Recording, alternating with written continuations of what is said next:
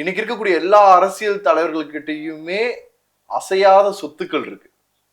இவர்கிட்ட மட்டும்தான் அசையும் சொத்துக்களாக சொல்லக்கூடிய மனித சொத்துக்கள் இருக்கு. இது ரொம்ப வருஷமாவே தொடர்ந்து இருந்துகிட்டே இருக்கு. நீங்க அவர் இறந்து பல ஆண்டு காலங்கள் ஆனதற்கு பிறகும் பிறக்கிற ஒவ்வொரு குழந்தைகள்ல இருந்து அதோட உணர்வுகள் தொடர்ந்து வர ஆரம்பிச்சுட்டே இருக்கு. நீங்க குழந்தைகள்ல படிக்கும் போதே காமராசரை பத்தி படிப்பீங்க, காமராசரை வரைவீங்க, காமராசரோட பேருவீங்க, காமராசரோட இதுல அந்த வாழ்வியலோடு பயணிக்கக்கூடிய உலகத்துலதான் நம்ம வாழ்ந்துட்டு இருக்கோம். அது மறைக்கவும் முடியாது, நீங்க இது பண்ணவும் முடியாது. அந்த அந்த அந்த இதுக்குள்ள நீங்க போயிட்டீங்க.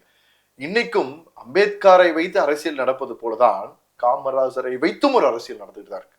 அதற்கான ஜாதி, அதற்கான சங்கம், அதற்கான அரசியல் இன்னைக்கு இருக்கக்கூடிய எல்லா பெருந்தலைவர்களையும் ஒரு ஜாதி அரசாங்கத்துக்குள்ள கொண்டு வந்துட்டாங்க. இங்க என்ன பிரச்சனை அப்படின்னு பாத்தீங்கன்னா, ஒரு மனிதரை மனிதராகவே பார்க்கறது இல்லை.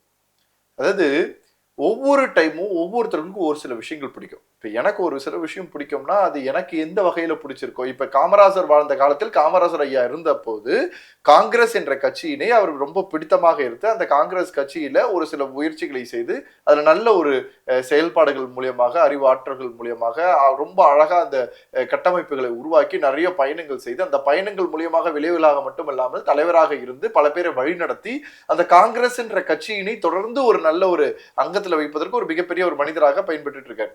இன்னைக்கு நீங்க காங்கிரஸ்ல இருக்கும்போது அது இருக்குமான்னு சொல்ல முடியாது.